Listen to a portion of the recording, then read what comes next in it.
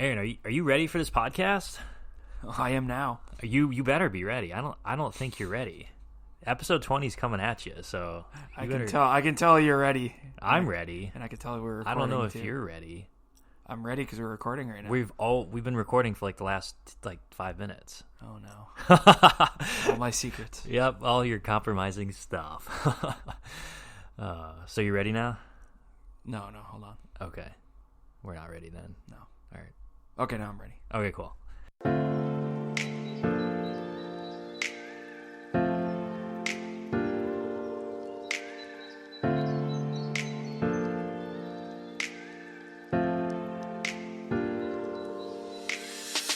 Live it up because it's Friday, everybody, and you know what that means. The Weekendology Podcast is bringing the fun with a brand new episode. We're the only podcast with the hottest takes, the best talking points, and the stories to spark your weekend conversations. It's the podcast where we talk about music, movies, sports, and more related to media and food. Check out our last episode where we talk about food, and we give our takes on how we can change and improve them. So I'm your host, Will Dicely, alongside the one and only Aaron Berg. Hey there. Aaron, I think you're ready for the podcast now. I'm ready. Hey, since we're living it up this week, I think it's fitting if we play "Living It Up" by Ja Rule. Oh, we should, yeah. Might be a little copyright issue with that in the podcast, but just hit him in his DMs. Like, yo, Ja Rule, he needs the money. He's losing all his money on the Fire Fest. He's still recouping that. What's happened to all his money? Is it gone or? Yeah, he scammed everybody. Oh, he probably got sued. What did he do again? Didn't you watch the documentary? No. I didn't watch that. There's two of them. There's too many documentaries. There's one on Netflix and there's one on Hulu. Every time a documentary is ago, released, there's one on Netflix and there's one on Hulu. Same with that Aaron Hernandez one or whatever. And are you serious? I don't think I've watched the Ja Rule one. No. No. Well, it's a Fire Festival. Oh yeah. I've seen that one. Yeah, he was half of the Fire Fest. Oh, was that guy? Yeah, I never knew him by name. Like so Billy McFarland, I think, was the main. Yeah, guy. I knew that guy. Yeah, he was like the talent. Okay. Yeah, that was. I didn't know that was the dude's name. So yeah, there you go. No, goes to show how much I know. Ja Rule got away with it. No, he's trying to start Firefest too. Okay, that's not going to happen. So no, maybe he did fire. I mean, hey, they pulled Firefest off. It actually happened. Whether it was they can sponsor us, Fire Festival, the sequel, sponsored by Weekendology Podcast. There you go, and we can do live podcasts right exactly. There. That will be one of the performers. There you go. There's flawless plan. Nothing could possibly go wrong. We'll do it in one of the tents. Yeah, exactly. We'll eat the cheese sandwiches and go to the bathroom in like the river or something. So the ocean or the ocean. It's on Pablo Escobar's right. island. Yeah, the ocean. That was a debacle. So, welcome to the show, everybody. Kicking it old school, talking about Firefest. Yeah, appreciate everybody coming back and join us for another episode of the Weekendology Podcast. Want to give a quick shout out to Big Red World and Colin Kessler. I do this at the beginning of every episode, but I got to do my due diligence and give them a shout out. They're legally obligated. Yes, we're legally obligated. We've signed a contract. Our souls now belong to. No, I'm kidding. Colin. Yeah, they're a podcasting publishing network, though. They're based out of St. Louis, but they've got some really good podcasts on there. So go check them out. They're on Twitter at Big Red Social, and their website is bigredworld.org. Be sure to give us a follow on Twitter as well. We're at Weekendology Pod. We're on Apple, Spotify, Spreaker, iHeartRadio, pretty much everywhere your mom listens to podcasts. We're there. Your mom loves our podcasts. So. My mom loves our podcasts. Our number one fan is my mother, Gail Pasterzik. And we've gained some followers over the last couple days, which is good. Spotify and iTunes and the whole kind of wherever we go. So we're growing slowly but surely. We're going to get there. Episode 20. So. Yeah, that was just on my thing too. Episode 20. Yep. Did you think we were going to get to episode 20 when we were planning out all the show notes and like coming up with a name and everything? No, I thought we would change stuff around by now. That's what I thought. Yeah, we'd have enough material or ideas because we'll get into periods too where we kind of run out of ideas and then we have to start thinking, okay, well, what are we going to do now? And I feel like over Christmas break we had a tough time. We started getting low on our idea list. We're like, well, maybe we'll have to take a week off and kind of.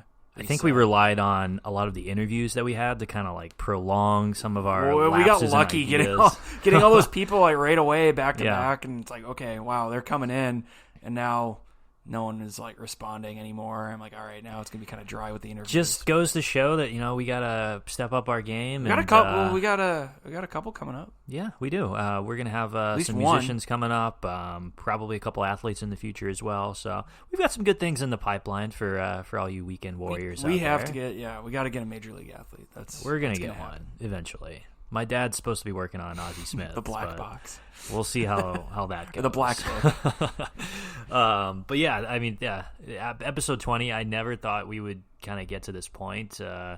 It's going to take a long time to even continue it further and build up a big audience. We're going to get to episode 200 pretty soon. 200 and eat your heart out, Joe Rogan, because we're coming for you. It's happening. So, Aaron, we've got a cool episode planned for you. Plan for me? Plan for you. You're gonna and just also plan for everybody today. So read it off. I mean, yeah. So so proud that you just planned a whole episode. I mean, for me. I did kind of have this episode idea in mind when I was thinking about it. I was like, this is true actually. It's fitting. You said something that kind of sparked the idea in my head. I was like, that this might be a cool episode to do because of what you said. It was something very philosophical mind. Yes, actually, you do have a very deep mindset. I'm a philosophizer. We're talking about we're getting a little bit philosophical about it. We're talking about like happiness, the journey to happiness. What does it mean to be happy, especially in today's day and age? It's such a huge kind of extravagant lifestyle that everybody lives. It's less simple than what it was, at the boomers' age and back, 20, 30 years ago. Times were simpler back then. Times were simpler back then. I always imagine what it would be like to like grow up in like my mid to late 20s in the 90s and really see like... I was thinking like the 50s. Oh, no, I was thinking the 90s. I don't think the 90s would be that different. I think because there was still like some technology. Think of the leaps and bounds we've made in technology. Yeah, but they had cell phones and things like that. They just weren't giant as good. Bricks and everything. Maybe the 80s, I guess. The 80s would be like a cool cultural phenomenon. I feel like to see. I've always wanted to do that, like with like Back to the Future, and you go back in time. Because you can't talk to your younger self though, so yeah, that's true. Don't want to fade out of existence. that is true. That's a good point. But people always talk about the 80s like they're so wild and crazy, and I'm like, I think you could say that about any time period. True. It's just funny how people talk about specifically the 80s like they were like the Wild West and like the craziest time, and I'm like, I bet people that were in their teens and 20s in the 90s say that, and that's true. The 2000s. Every decade does set its own, I guess, history or historical you and me are going to be like and 50 or 60 and be like, back in 2016. Yeah. The 2010s and teens, what did they reveal about human people and everything? And, the 80s, there was a lot of hair bands and makeup and, weird music going on. And well, that's just too bad. I will say, like, to get off topic, like, it's kind of sad how we don't really have that identity with decades anymore. Like, it's 2020 now. And I feel like I can't look back. Even to the 2000s, you can look back, from 2000 to 2010 or 2009, whatever you want to end that. 2010 to 2019, I guess. No, but I was talking about like the 2000s. Even that has a style. But like if you go from 2010 to like now, that decade, I feel like that had even less of a there's like really nothing because people are into everything. They dress differently. Yeah. There's so many different kinds of music and pop culture, and now it's an era of TikTok and people getting offended by everything. So that's what we're going to be known for in 30 years. They've been getting offended for 20 years. I feel like that's from like 2000 on. Tweet us if you want us to make a TikTok video. Or offend somebody. Yes.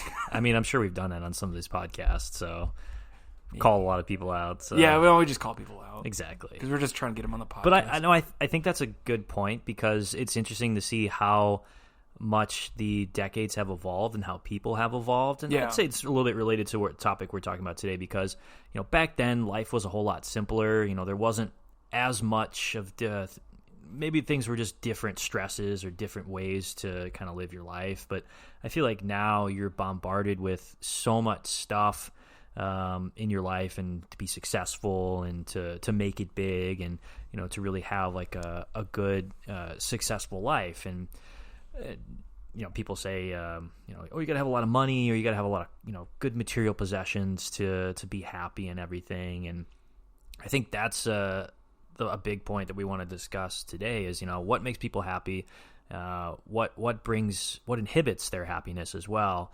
And, what is kind of that key to living a good life. And well, I think it's not even people telling other people that you need money or you need fame or you need this, that, and the other thing to be happy. I think that's kind of an innate thing that we as humans do, where we'll just compare ourselves, and I can speak totally for this, and I do it all the time, and I have to work on it, where you'll compare yourself constantly to someone else that you make up in your head, like, oh, they're happy because they have this and because their life is this way. And it's like completely made up, and it's just no one told me that. It's just my brain looking at someone, and maybe I saw them, and we'll get into this a ton, but maybe I saw them on social media and they were smiling and they were on vacation, and so my brain will make all these different thoughts of, oh, well, they're happy because they look happy, and they clearly have money because they got to go on that vacation, and oh, they also do exciting things, so that makes them happy. And it creates all this stuff where we tell ourselves, oh, because they have all this, that equals happiness, and it's so much more complex than that. Yeah, I think so. And there's so many like social pressures to make it look like you're having like really a lot of fun, or you are happy in your life. I feel like people sometimes try to have more exciting lives to prove to other people or prove to themselves that they're happy. Yeah, I would probably agree with some of these that. Like, the Instagrammers, or those people that I always think of the people that stand on those really high. Have you seen that? The really high surfaces or like buildings, and they'll look down with the camera. Oh yeah, and they'll I've like seen risk some of that. death. Yeah. Like the performers or whatever, like Chris Angel back in the day or something. Yeah, but I'm seeing like regular dudes doing this. Oh, really? Yeah. Oh, well, wow. they'll be on. If you just Google it, and there's all over kinds of different countries, but yeah, they'll be in like New York, or I've seen it in like Russia, or just all over the world, and they'll stand on these huge landmarks or mountains or whatever, and look down with the camera, and it looks cool, but I think it's to try to show people, hey, look how exciting my life is, and look how much of a risk taker I am, and like trying to get that approval from people of, and that jealousy, and people want that and are constantly looking at that for happiness, of they want people's approval, and they want people to like think a certain way of them. Yeah. And so they're constantly chasing that, and then they're going overboard with it. I think there's so many myths and illusions to being happy, and I see this a bunch, and it comes up on different articles that I read, or on social media, or just in conversations that I have with people. Is, I guess as millennials, we're always, nothing is good enough. We always look into that next step. We're always looking to, okay, we have to have these achievements in our lives, and we have to have this, and that. And when we do make an achievement or hit a goal, then we have to immediately move on to the next. We don't really revel in our success. Yeah. And we're constantly having to push forward. And I think that's a society standard that's now, it's a Western it's kind of like a attitude, Western capitalism, thing. Americans always been American dream. Work hard, play hard mentality. Oh no, you threw out the work hard, play hard. Yeah, the cliche stuff. But we put a lot of emphasis on materialistic goods. We put a lot of emphasis on having a lot of possessions, and thinking that makes us happy as well. And competition is huge in America too. Like you said, capitalism is kind of driven that realm of, okay, we're going to keep going, we're never stopping. But because people think it equates to success. Exactly. I have a lot, that means I'm successful, and it's Right. like, no, it doesn't.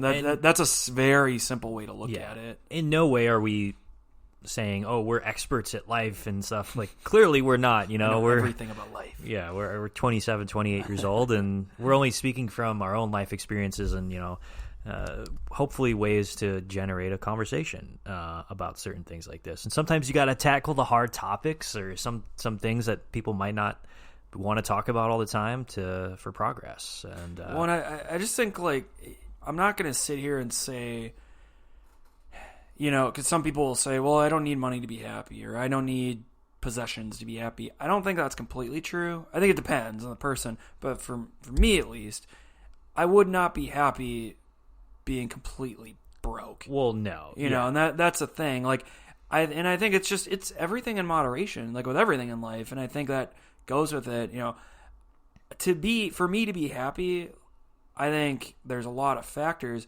Is, you know, loving my job the most important? No, because I would put people above that and relationships above that, whether it's, you know, someone you're in a romantic relationship with or friends or definitely family.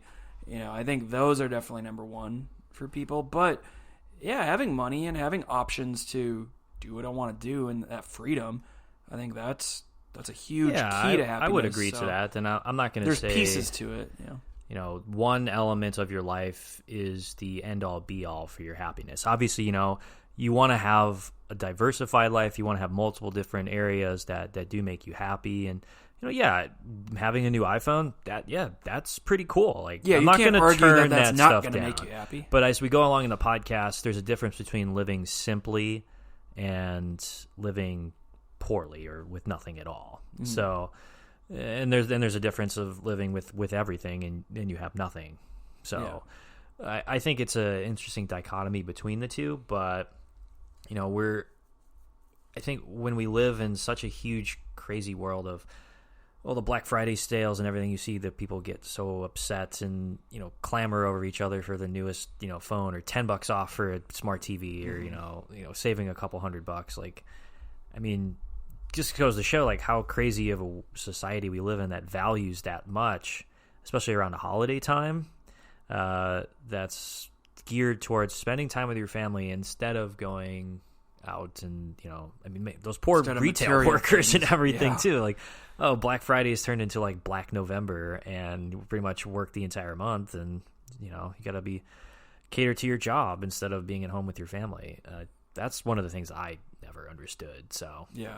One of the things that is, but well, and to like the point of, you know, giving presents, it's to show you care about your family, right? Yeah, you know, not necessarily what you're giving them. I do want to talk about like the social media aspect of it, though. And yeah, that's huge. I feel like that's the core of this topic. Yeah, like that's a very big issue. That kind of, because when you talk to people, you know, like, oh, happiness is down amongst, you know, millennials and stuff like that, and like, for one, it's really hard to gauge happiness too because it's such a subjective thing. But I'm gonna let social media I'm gonna always let you comes finish, up. But I just want to say one thing. But finish, and then I have a good point on that, by the way, that I was thinking about. No, but I think social media is always brought up, and it's always at one of the roots of the issues as to why people aren't getting ahead in life, or why they feel like they're not successful, or why they feel like, you know, they're not as happy as they should be. Mm-hmm. So what was your point? So well, two things. I'll put social media on the back burner because that's a huge conversation we should get into. But I think the thing that's interesting with people, especially older people, boomers, okay, boomer. Yeah, okay, boomer. I like how that's becoming like a theme. It's like, a meme now, boomers. Yeah.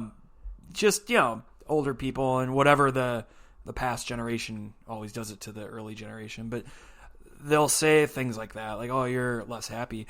Is it that, let's go with millennials, you know, we are less happy, or is it we're more apt to share feelings? Whereas before, people were taught, a good point. Keep your feelings inside. People don't need to know that, you know, get over it yourself, that sort of thing. Now we're sharing everything. You know, mental health is a huge topic. We did an episode, our second episode of this. We did 2 episodes on mental health. Yeah, well, right. And we've kind of had it a theme in several episodes too, just here and there. So like, it's such a talking point nowadays, and people are so encouraged to, hey, if you're feeling a certain way, let it out, share, you know, get over it together instead of just figuring out yourself. So I feel like that it could be, maybe people are more unhappy nowadays, but maybe they always were, and they just were like, well, no, I got to fight this. Whereas now people want to get it out and share it, and you're just seeing it more. That's a really good point, actually, too, because, I think the boomer generation and a lot of, you know, the generations before us with our parents are always told, you know, you got to bottle it up. You know, you got to get through it, put some dirt on it. I mean, think of all the wars. Yeah. And, like, the people that came home from, like, Vietnam or World War II. Right. there wasn't a whole lot of PTSD talk or therapy talk or whatever. They just had to hold it in, and then they'd have night terrors and, the Vietnam flashbacks that they talk about. Whereas nowadays, like, there's so much where they're sharing this stuff, and it's a good thing. Well, our generation gets called a PC culture and everything, Yeah. a bunch of political correctness fairies and all that kind of stuff. Snowflakes. Snowflakes, yeah, snowflake generation, which is true to some extent, but there's extreme cases where that only holds true. Yeah. I would agree with your sentiment about it, is that I think we're just more open with how we feel, and we're not going to just sit there and just say, oh, everything's fine when things aren't fine. Because we've seen, over time, we've seen the negative sides of that. Yeah. With suicide rates and just all these, just mental illness and things like that happening, where we're like, wait, this is turning into an epidemic. What can we do about it? And it's now starting to be solved with more of this openness and more of this sense of community and sharing your thoughts, which is good too, and sharing your sadness, which people have to do. I struggle with it, because naturally I just am like, well, it's no one's business, I'll keep it inside. And when I just share it and actually talk about it and get through it with someone else, I feel so much better. It's so hard to it's not that I'm an express your person, thoughts. It's so hard to express what you're feeling, because people feel like, oh, you can't put it into words, but once you try, then the words just do start coming out, and you do feel a little bit better. And I think every generation has tried to be better than the one that came before it. And people say, like, oh, millennials are on track to be the first generation to not supersede their parents in terms of income or wealth or so on and so forth. That's so I think millennials place more of an emphasis away from kind of that wealth factor, and they place it more on different types of experiences and different types of methods to be happy or to have a successful life as well. Right. And unfortunately, it's bogged down by a lot of negativity that comes up from either social media or the people who are trying to hold people down, or a lot of these, I guess, bad seeds in the bunch. But I would say that social media does play a huge factor into it, because, like you said before, I compare myself to other people on social media. I mean, how can you who not? doesn't? When you're so saturated with seeing Instagram and Twitter and Facebook, it looks so normal, because you're seeing it over and over and over again, and you're seeing multiple people, doing a certain thing. You're just gonna accept it and think, oh, well, that's the norm, that's everybody. When you're looking basically at fake stuff, exactly. Fake news. And when I was younger, when I first got social media, I was like, oh, this is so cool. And then when like Instagram started to come up and I saw like these influencers and everything, I started to feel like, well, maybe I should do this or maybe I should do that. And it helped me. Ask yourself, why am I not doing this? Exactly, yeah. Why am I not doing this? And it's helped me in a little bit, like, oh, I've increased my fashion sense a little bit, or oh, I've learned to cook, or some stuff like that. But also, it's like, well, I don't really feel like I'm living a fulfilled life because I don't have this, or I need to get this to do that in order to feel this way. Yeah, it makes you second guess yourself. Yeah, definitely, and it's so unnecessary. And I feel really bad for like my brother's generation. He's 20 now, where he's Gen Z, right? Gen Z, yeah, which is he's totally been immersed in this kind of culture, and this is just a way of life for him now. And for his generation, like if he's 20, like. He was born. How old was he when MySpace came out? He was like 6, 7. MySpace came out in like what, 2005? Yeah, like mid 2000s, 2005. Yeah, so he was born in 99, so he was like 6 years old. Yeah, so wow, think about that. His entire like functioning life, his entire life is social media of some kind around. His Twitter's entire existence has That's crazy. He's been alive. So it's Dude, Facebook. I remember when Instagram, Twitter came out, not even knowing what it was. Like for a year, I'm just like, I tried not to get a Twitter, and I mean, I'm addicted to Twitter now, and I actually love it. It's the best out of all the social medias. Didn't we get it? I thought we got it in college. Like I got it sophomore year. I was I thought we got it like we were sitting together. We were talking about it. They were like, "Oh, we should just get it," because I got it and I deleted it, and then I got it again. Yeah, I stuck with it, and I didn't understand what was going on with it, and then I think in like 2009, I was like, "Okay, I'm addicted to Twitter now." So this is how it ends for me, but. I think it's such a it's such a weird time, I guess, for them to, because like I said, that's a way of life for them, and that's how they're going to see themselves going forward. And I hope it doesn't affect them, how they see their personalities or how they see themselves. Yeah. I think when they're already 25, 30 years old, hopefully they'll be, I think we'll start, if we haven't already, we're going to see that happen when they get to be in their like 30s and 40s. I think you're going to see new kinds of mental health issues. Oh, 100%, because yeah. It's ingrained to second guess. It's ingrained to, and it already is, I think, as humans, to constantly compare, constantly think you're not good enough or you could be better, whatever. Yeah. And I just think it's going to be a whole new extreme, because why wouldn't it be? I mean, I know for me too, dude, I look at like Dan Bilzerian. I don't know why. He's one of the worst examples of it, though. Like, it's so interesting though, because it really makes me think about it, because I'm like, I know in my head, like, that's not completely real. No matter what he says, his life isn't like that every day. He's, he doesn't have all this money to be doing that. He doesn't, it's not all real. But in my mind, even though I know that's fake, I'll still look at it and like think, wow, my life is so boring. Exactly. Like, even it's crazy, and like mentally, and that's what I'm saying with Gen Z. I think they're gonna struggle with, because I don't even have that much social media. I only have Twitter, and I haven't really had social media as a big part of my life. Like, I've always been fairly late to get on that boat, and I didn't even use it that much. So that's because you're a boomer, Aaron. Yeah, no, I'm a boomer. I'm an old soul. Yeah.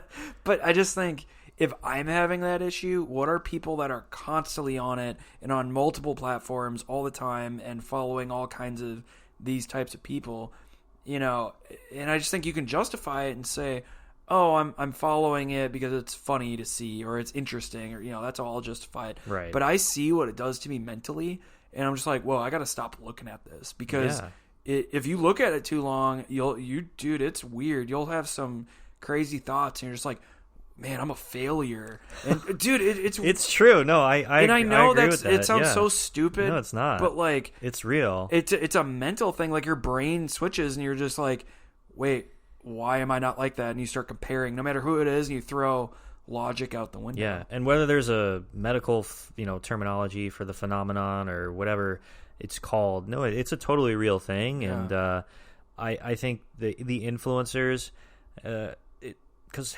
Instagram and social media, I mean, they're social media marketers and coordinators. Well, it makes you and all think that too, kind of like, stuff. why are they getting into that?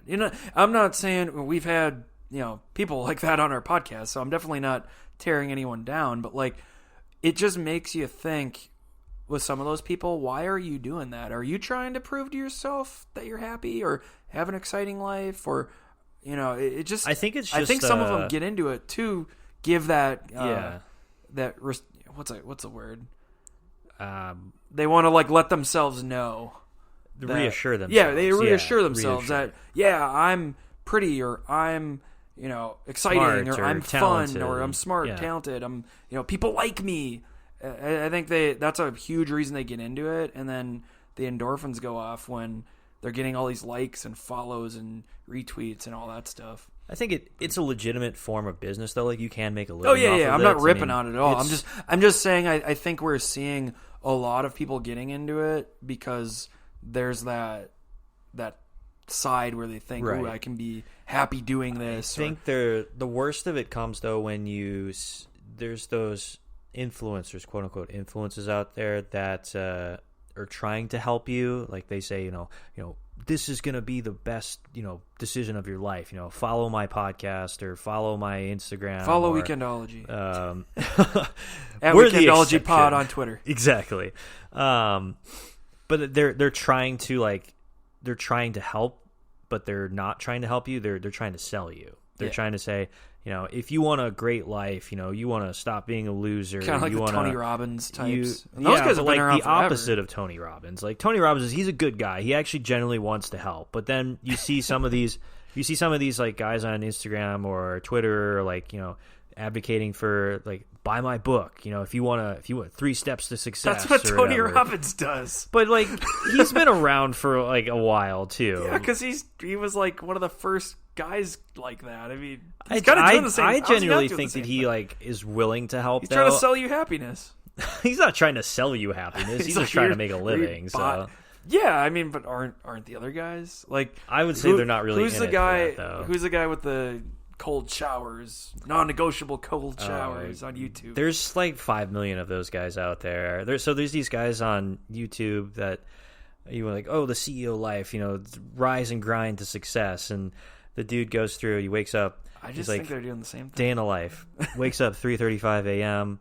Gets up. 4 a.m. non-negotiable cold shower. Like you have to have like a cold shower to be successful. Then it's like go to breakfast, then you go do your daily morning routine, and then you go and do your gym, and then you just grind it out for the 11 hours every day. You work, and well, I think too that's something where they'll say, well, I'm doing this because it brings me happiness, and this is how I'm maximizing my happiness. And I just think, no, there's no way. Because I genuinely don't think if you did all that, you have no time for your family, you have no time for your wife or your kids or your girlfriend or whatever, boyfriend, no time for anybody, friends at all, none at all. Like you can't possibly have any of that stuff. And I think that's, in my opinion, the number one source of happiness is connections with people.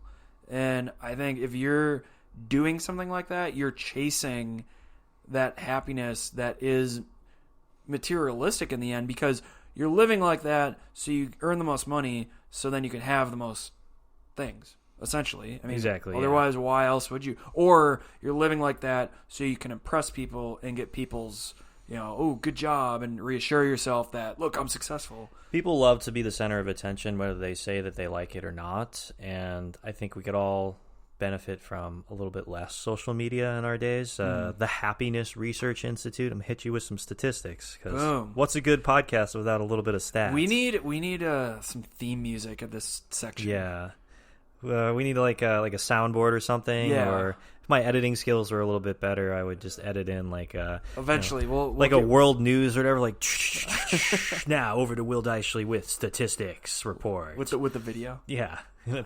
Yeah, then have and now music. breaking to you live. It's gonna happen. We'll figure it out eventually. But the Happiness Research Institute did a study, and they researched, or they polled a bunch of people who gave up social media for a month, as hard as that was, and they reported that stress levels decreased by like 55%. Wow. I mean, if you told me, yeah, you could be infinitely, more relieved and feel less like pressure if you just gave up Twitter, I'd be like, okay, that's going to be really hard because I'm addicted to it. And I think a lot of people just open up their phones, be like, oh, I didn't even know what I was opening my phone up for. Just going to be on it. I think the worst is when you see the screen usage time on your iPhone, and it's like you averaged 6 hours and 3 minutes a day. I turned that off. It would do it automatically when I got my iPhone. I was like, I don't want to see this. Yeah. You don't want to makes me question myself. Like, what am I doing? Exactly. I think I saw on Twitter. Yes, on Twitter. The most time it was like you average 12 hours and 53 minutes a day on your phone. I'm like, how does this person he's on his phone for 12 hours? Like that's insane. So, and that's why I think I go back to, happiness. It's just everything in moderation. And that's the key to happiness too. There's a lot of keys, but one of them is if you take Twitter. I love Twitter. I think it's fun. I like looking at stupid stuff on there. I like reading things, like learning things on there. I like getting information, all that stuff, all the uses for it. I like it. It does bring me happiness. I can honestly say that. Sure, it does for you too. Otherwise, you wouldn't do it. But at what point is it too much where it turns the corner? And that's why I think if you just use it for a little bit and get your information, but you don't dwell on things and start using it so much where to the point where you're constantly seeing something and then it starts getting in your head and you start second guessing. Right. And I think that happens with everything. That's just like drinking. It's with any kind of addiction, type of thing. To brag about how I'm doing dry January again. I mean, but seriously, I'm very proud of you for that. Thank you. That's a hard thing, It's kind of like social media, where the first couple weeks are hard. You're like, shoot, I'm in a bar, what am I doing? And then afterwards, you just don't think about it. Exactly. I'll get to a weekend now, and I'm just like, whatever. There you go. I don't feel like it's working. But it's that where I would think the same way with alcohol, where I'm like, oh, well, drinking makes me happy, and if I couldn't drink, like, I wouldn't be happy. Yeah. But it's because, like, everything in moderation. Sure, a little bit does make me happy.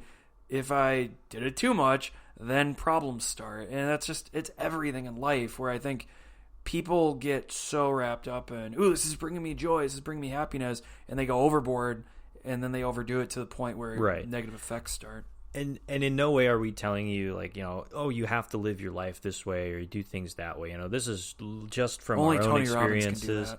Exactly, yeah. Only Tony Robbins can tell you how to do that. We've called out Tony Robbins, too, so we should have, like, a little ding thing, too. Like, every person we've called out would be like, ding. The bell. Yeah, a little bell. And just write them down. If we did, like, a YouTube video, you know, have a counter up to, like, you know, 35 or something, and every time we call somebody out, just right there, ding, and then... We have to start making a list. We will. Because then we'll come up with we'll have a segment, and they come on the podcast, and they defend themselves. All of them, and yeah. That way, you can't be like, oh, you're ripping on me. Hey, we're giving you the floor, man. That would be one heck of a podcast. Got to come on the pod. But I think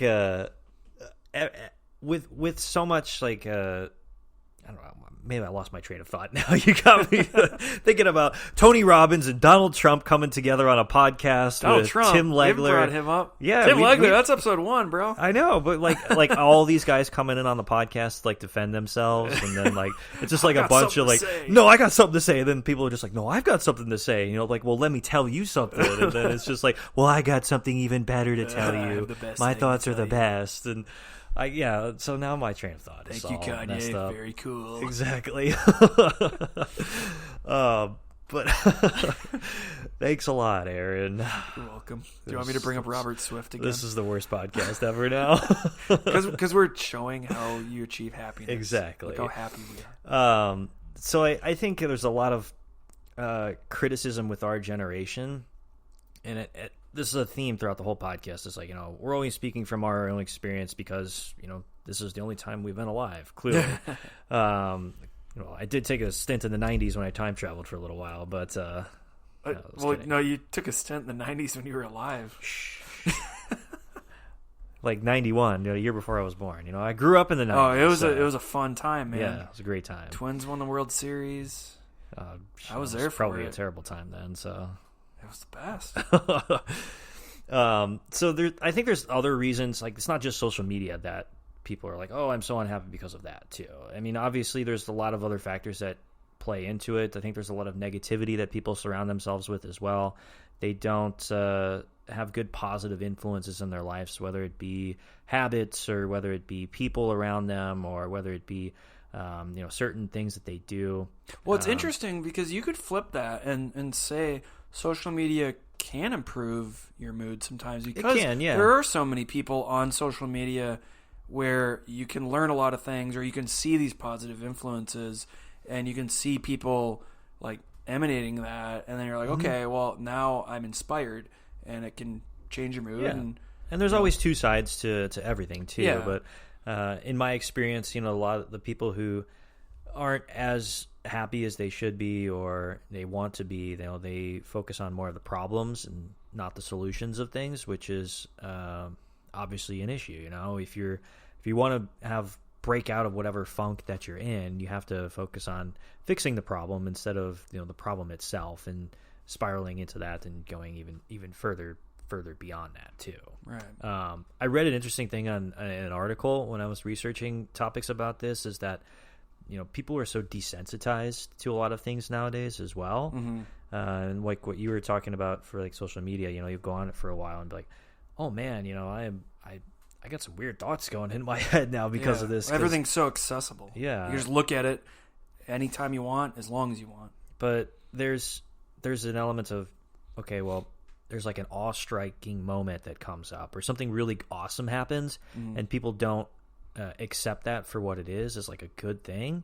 They just think... What do you mean? So people are desensitized to when positive things happen because they're so focused on trying to have it be perfect, or they're still focused on the problems. Or like trying to make it better, exactly. trying to make it better, and then something positive happens and it's like not good enough. Example, I've been out of work for a while. I got a job.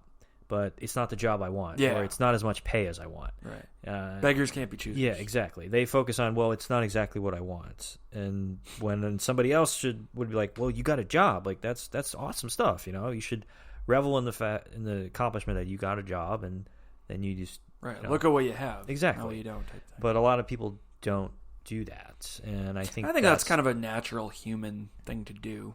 I think, everything it's so easy. Everything that we talk about is going to be like, it's completely natural, but there are things that that I've come across in my life that I've caught myself doing and tried to work on, and realized that, okay, yeah, this could be a reason why I'm not as happy as I want to be. Well, I think that goes back to, because you can always look and say, well, this guy has this, this guy's got a better job, this guy makes more money, this guy, exactly, and that really affects it, where it's like, no, stop looking at that, just think of, good, I have this, I have that, And I think the adage of, with age comes experience, and I think that's so true. Oh yeah. I mean, my parents are great, and they've given me some of the best advice I've ever had. And I remember my dad telling me that, I was like, oh, Dad, I'm not really sure about this, or that, or whatever. And he's like, look, you don't need to be sure right now. Just slow down and look at, things around you, and you'll realize that things are good right now. Like you have a good life, and you have everything that you need to have to succeed right now, and the rest will come. And I didn't really understand what that meant until probably, the last year or two. Yeah. When I moved to Dallas. You have to go through those experiences. Yeah, you have to go through it to understand, okay, well, yeah, he was right, and that's true. And when people are like constantly going, yeah, you got to take some moments to They're not slow enjoying down. Well, yeah, you're not reveling, like you said, you're not reveling in the happy moments or the positive moments. If you just take time and actually it's kind of like, I might have mentioned this before in a previous episode, but I know I've talked about this a lot just off mic, but it's like when people win a championship, and you see this a lot, and they just talk about next year. Yeah. I'm like, dude, you spent the whole year trying and fighting and like working so hard and giving everything you got to win that championship. Take a few months and just chill and at least enjoy like it. enjoy tonight, just like chill out. I like, think have a even good time. past that, just because it's like, come on, man. Well, otherwise, what's the point? Like, what are you doing it for? And I just think that whole attitude of what have you done for me lately, I think it's good, in a way. But again, everything in moderation. It's good to have that, because that way you're progressing, and you don't want to like sit and cheer too long and get complacent. Right. But at the same time, like, there is no point then if you can't celebrate even small victories. Exactly. And enjoy what you have in the moment, or what you've worked for or achieved, or anything like that, or just good things in your life in general, then like, why are you doing it? You don't even need to be doing it then, because and what does that go to sad goes to show that it says about them as a person. Are they Yeah. Are they just so hungry for the next success that they can't? Well, why are you physically? hungry for it? Are you hungry because you're trying to chase happiness? Or is it society putting the pressure on them to be like, okay, you got to do it again. You got to do it again, Yeah. and again and again and again. Whether it be a professional athlete or you and me, be like, okay, cool, you succeed at your job, you got a victory, but you got to do it again. It's always funny when people say society is doing this, society's doing that. Who or what is society? Think about that. Who is it? Now we're getting really deep with that. That's a pretty deep. Isn't it interesting? Question. People always say society wants you to. Who is that?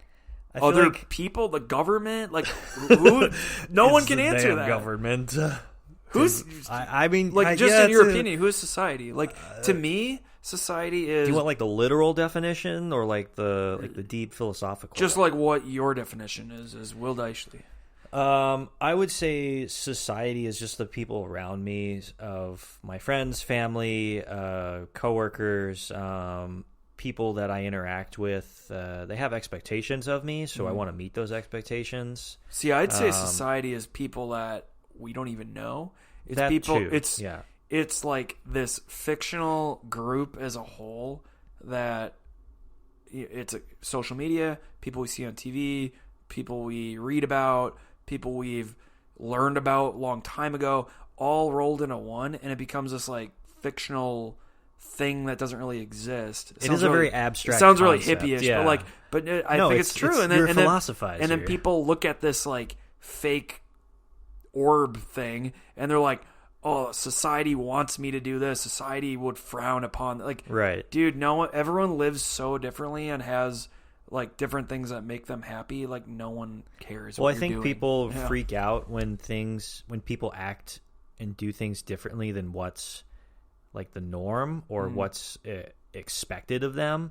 So you say, when our generation speaks out a whole lot more about their feelings or thoughts or whatever it is, when that first started happening, obviously people were like, no, you can't talk like that, or why are you saying that? You're labeled as weird, or a reject, or society might judge you, a social outcast and everything. When in reality, it's just people changing the norms to have that become the norm then. And so then hopefully in 20, 30 years, when we get to a point where it's totally accepted to, speak out about your feelings, to not get ostracized or, have prejudice against you, then there's going to be something else as well. Yeah. So we'll be doing an episode on the change of that. Exactly. And I think it is an abstract concept as to like what society is, and everything we talk about everything is subjective. And there's no, one objective way to be happy in life, one objective way to be, successful, or even what society is.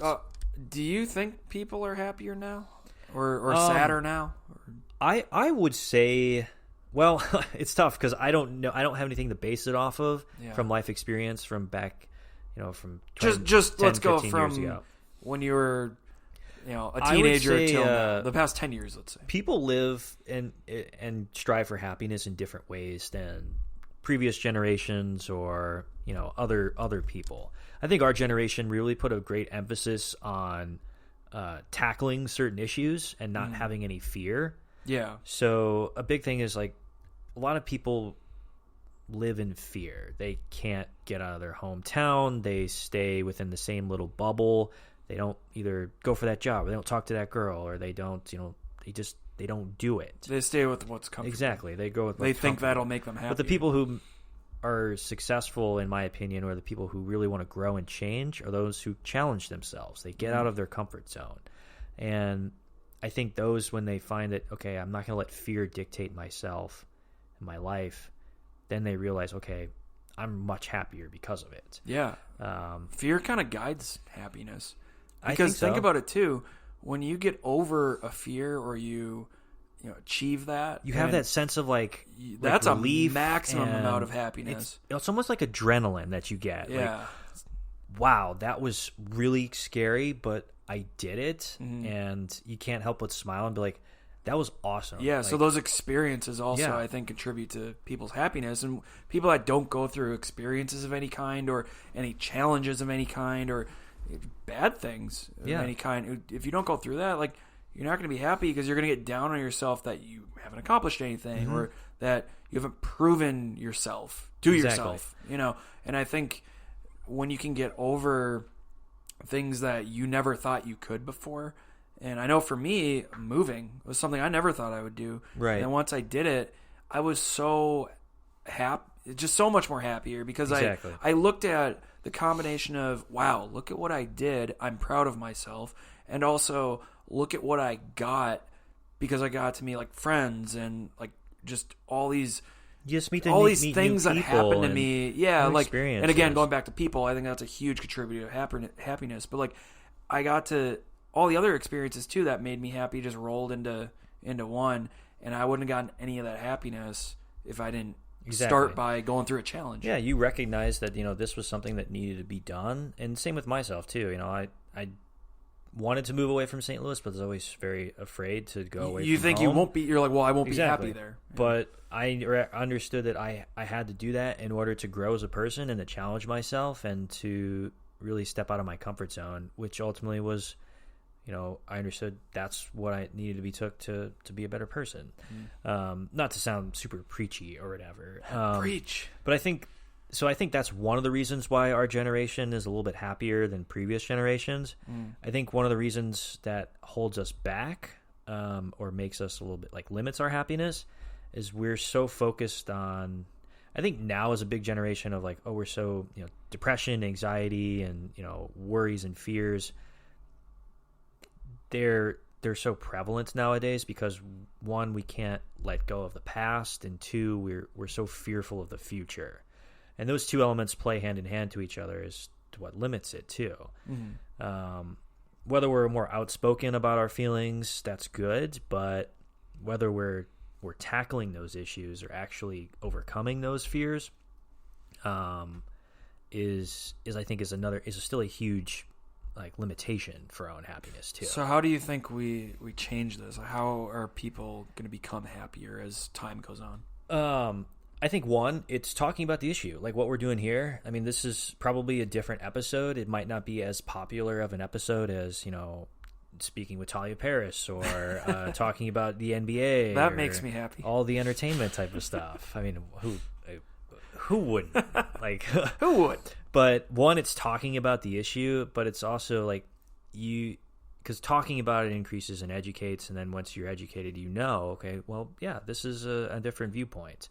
But two, it's like when you're talking about letting go of the past, you got to let it go. You can learn from it, but don't let it, rule your life. And it's like the theme of Frozen. Let it go, let it go. Copyright issues are coming now. He's like Idina Menzel. Exactly. Adele Dazeem. It's Idina Menzel. Is it? I just Travolta'd her name. Oh, that was weird. Do you not know what I'm talking about? Is this like a Fire Fest thing where I'm going to bring up something really old that... No, it was just weird that you Travoltized it, right? What's the word? Travoltized? Travolted. Okay, Travolted. They're ridiculously talented. Okay. Well, so we've gone off topic for that. We went to a very serious topic and then went to we're just trying to shake it up here for you guys. But also too, it's learning to not fear that future, but also to embrace it. You have to embrace the uncertainty of what might happen. Yeah, it might be scary, but go out and just get it done. Whatever happens, happens. And yeah. So those two go hand in hand. And I think changing it is, to just talk about it and to not be afraid to let it go or can't stop thinking about it. Embrace the change. So embrace the change. Break the status quo. Be a Weekendology weekend warrior and break the status quo. So. I would say, yeah, they're exactly right. And just I think if people can, I don't know how, because I don't see social media lessening anytime soon. It's like I said, it's a good. I think it's a good thing. That's the good element of social media is that since it's so accessible. Mm-hmm. Have these people speak out on platforms, and they do. They speak out about all these different types of stuff about depression and anxiety and mental health and women's rights and rape and all that kind of stuff. That's hard stuff to talk about, right? And I think that's an awesome thing that we've. I would give our generation that credit. Exactly, we've started that trend of speaking out and doing those things. So I think we've taken that step. I would say. The challenge then for Generation Z and whatever's after that is to slow down the comparison train and stop with the comparing, stop with the constant second guessing, and if we could start talking about that more and try to tackle that battle now, because I think we've solved the sharing emotions issue, and now it needs to be on the side of mental health of, okay, why are we comparing so much? What can we do to stop that from getting so bad? No, I agree too, and you have to have progress, and hopefully there's no regression in certain stuff like that as well. Keep moving forward, keep pushing the boundaries of certain things too. And one of my favorite quotes is from Thomas Aquinas. Wow. He said, "Kicking it old school there. Wherever you are in your life is exactly where you need to be." And I think I've heard that. I didn't know he said that. So it was interesting. I think that's such a powerful quote too, because when you're, thinking, oh man, I'm really not sure what's going to happen, or I don't know if I'm on the right path in life, or I question myself 50 million times a day about that. But if you're religious, God has a plan for you. If you're not, then you've put yourself in the position exactly where you need to be, through your own actions and everything. So I think it's... Sure read a Tony Robbins book. Maybe I should be a motivational speaker, Aaron. I don't know. I'm pumped up. Let's go. Just let's go. You can be the change you want to see in life. You can do it. You can do anything. So, no, I think that's it. So we got it. We've solved it. We've done it. Solved So the key to happiness. So Aaron, what's like your ultimate happiness type of fantasy or end goal? What's the one thing you want in your life the most? I guess. I mean, that you think it would make you happy. Yeah. I know it's a very loaded question. Yeah, well, I think it's so broad. Like, I can't personally say, if this happens, this would make me happy. Because I think it's, throughout life, it's a constant, trying to chase that happiness, whatever that may be.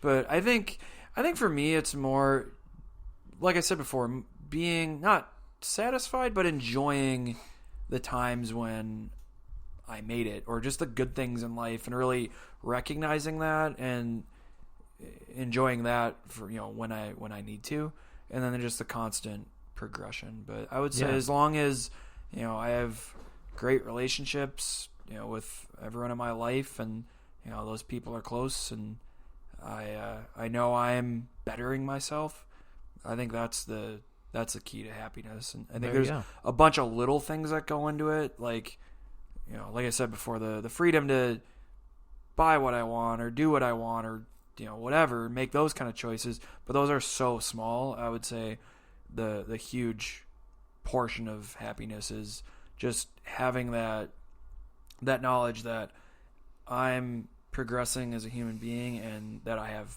people in my corner at all times that are close to me. I agree with that too. And for me, it's all about finding the things that I'm passionate about, and understanding that, I'm going to be happy if I'm passionate about something, involving myself with that, and keeping, the right people and family and friends around me, and the right hobbies, and, doing all that kind of stuff is the one that's going to keep me going, and to keep experiencing new things. Always be looking for something new, and never settle for anything less than what I feel like is best. So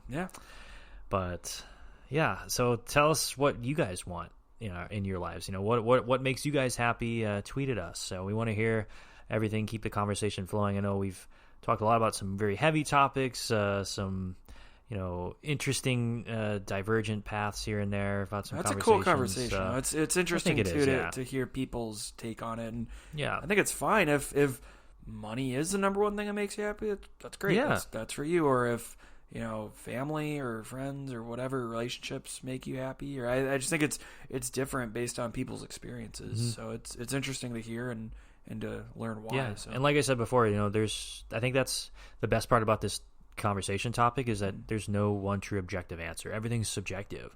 So, you might find that happiness is great for one person and not for the other, but it's important for you, and then that's all that matters for it as well. And we're not trying to be preachy or tell you what to do or anything like that. But just be happy. Sorry, it's the Bob Marley song. Don't worry, be happy. Isn't that Bob Marley? It is Bob Marley. Okay, cool. I was right. I know music, so there you go. So hit us up on Twitter. We're up on Weekendology Pod. Check us out on YouTube. We're at Weekendology Podcast. If you like the conversation topics, feel free to continue it down below in the comments.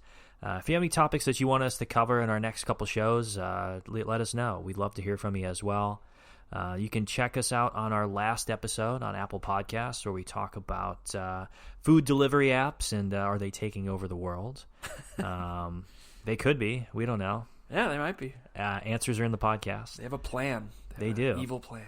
Yeah, they have like a little, Society of Doom pod table, and they're like, okay, Grubhub, Uber Eats, and all them get together and be like, mwah. It's like the Illuminati. Exactly. Yeah, secret society underneath the roads or whatever. I don't know. You never know. We're part of the Big Red World as well. Check them out on Twitter at Big Red Social, and their website is bigredworld.org. We have new episodes every Friday, so we'll see you guys next week, and have a good one. See you later.